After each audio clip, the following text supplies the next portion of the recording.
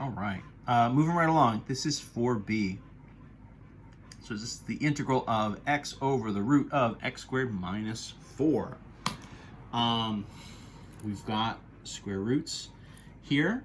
So my form, right, my kind of reference here is x first, so x squared minus a squared. That means my triangle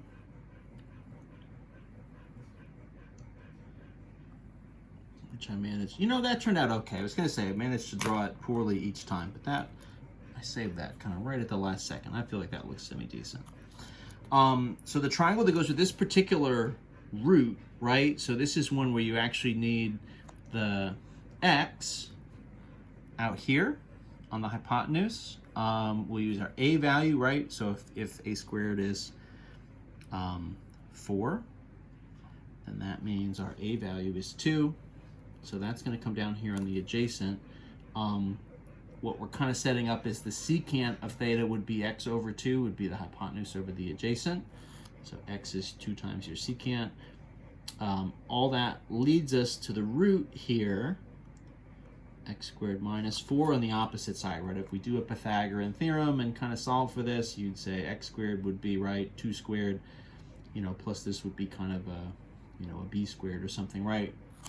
If you take that and solve it, you get that root. So what did I just say? My setup then for my subs is going to be, so secant of theta would be x divided by 2. So x is 2 times the secant of theta. My derivative then, so dx d theta would be 2 times the derivative of secant, which is secant times tangent. So then solving for dx, we get dx is 2 times secant times tangent d theta. And then if we solve for the root, the root over 2 would be tangent. So that means the root itself would be 2 times tangent theta. So those are our 3 subs. That's what we have to sort of plug in. Oh, is that all fitting in frame? Let me shift this up just a touch. Just a little bit. Again, as always, we need the x, the root, and the sort of dx. So my new integral in terms of all this trig stuff, so x is 2 times secant, so that's up top, 2 times secant theta. The root is 2 times tangent, and then my dx is 2 times secant times tangent. Squeeze this in here.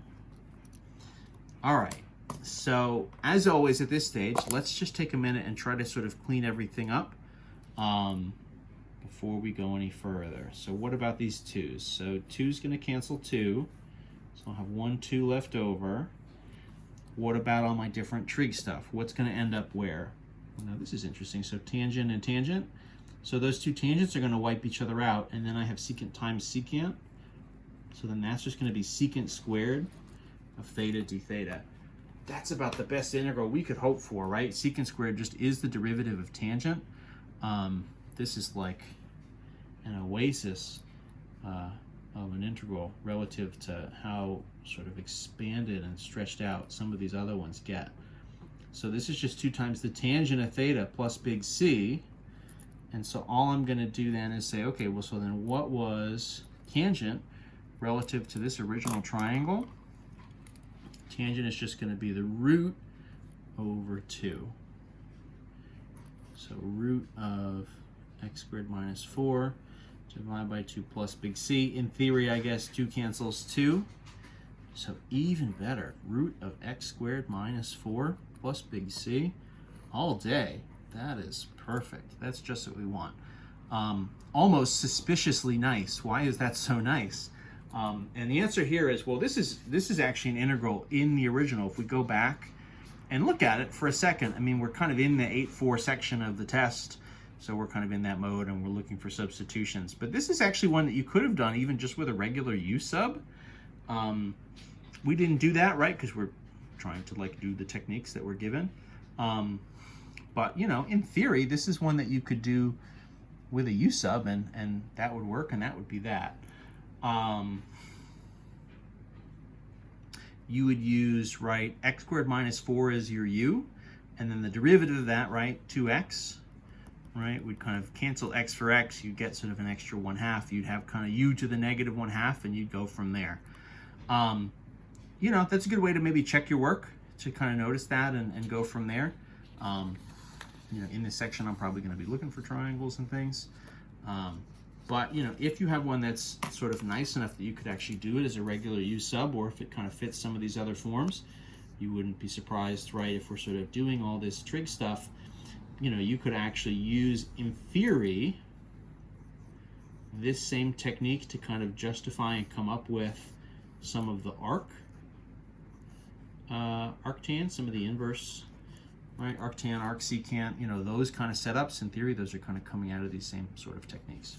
In any event, let's get greedy. Let's see if we can do a 2-for-1 in this video. Let's look at 4c as well. So this is the root of 36 plus x squared over x to the 4. My root here, right, the form, this is going to be the addition one, so this is kind of an a squared plus x squared. That's going to be the like x equals a times tangent theta form. The triangle I'm going to use is what? So my perspective angle, right, my theta is here. You know, root of x squared and a squared, that would mean just the x and the a are here on the sides. We'll do kind of the x value is the opposite. Your a value here is what? 6, right? Because this is 36. So then up top, my root, 36 plus x squared. The order of that is kind of arbitrary, right? Because it's addition. It could be 36 plus, or it could be x squared plus. The order there is not super important. So my substitutions, tangent would be x over 6. So x is tangent theta, whoops, times 6. 6 times tangent theta, don't forget the 6. That means my derivative, dx, 6 times the derivative of tangent, which is secant squared, d theta, right? And then the root is coming from what? The root over 6 would be secant. So my root 36 plus x squared would be 6 times secant theta. So that's going to be my subs. What's this going to look like if I put all that in there? So this is the root on top, so that's 6 times secant. Over x to the 4, x is what? Tangent? 6 times tangent theta to the 4 times this dx, which is 6 times secant squared.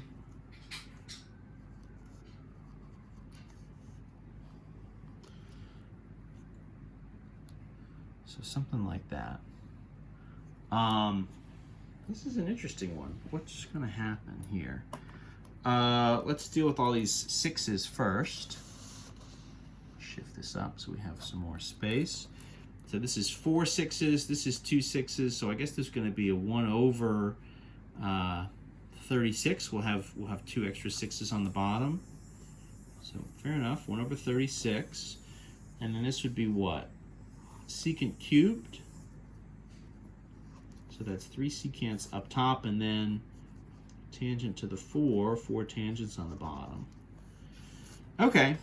That by itself is not really a great anything, honestly. So one of our strategies here, if we're coming up short as far as how to do a substitution, let's convert everything into sines and cosines, and see if that helps. So secant cubed, right? Secant is 1 over cosine. So this would be 1 over 36. So secant would be 1 over cosine cubed of theta. Now, this is divide by tangent, right? So that's the same thing as cotangent. And cotangent would be cosine over sine. So this would be sort of cosine to the 4 theta over sine to the 4 theta. And that's d theta. Okay, so kind of rewritten and separated. That's helpful because these cosines end up right, kind of across from each other. So what that means is some of these will cancel. This would be kind of 3 for 3. And so this is going to be the same thing as what? 1 over 36. I mean, this is essentially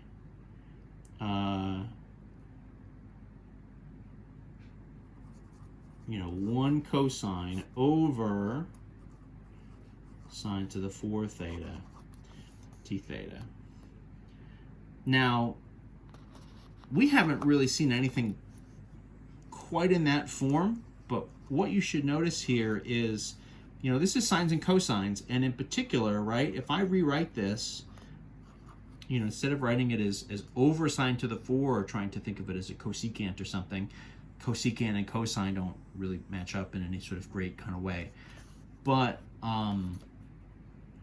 writing this as sine to the negative 4 times just like a regular cosine theta, that actually would work and kind of fit with some of our original sine and cosine combinations, the 8-3 style, right? Meaning you just have,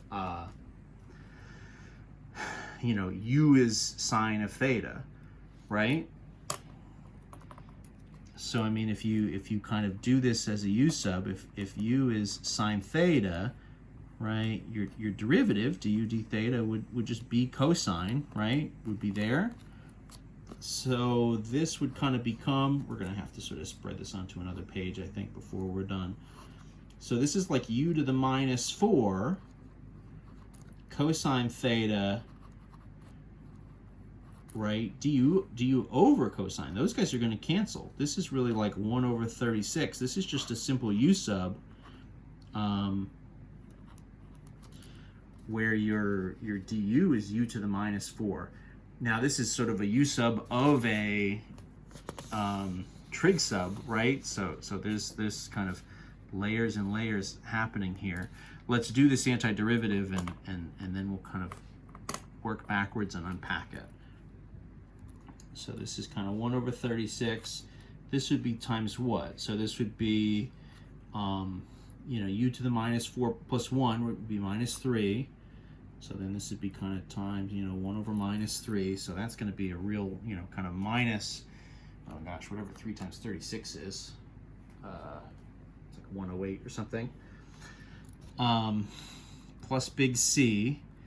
So what was that? The u is sine of theta. So this is negative 1 over 108, right? 30 times 3 is 90. 6 times 3 is 18. So that's 108.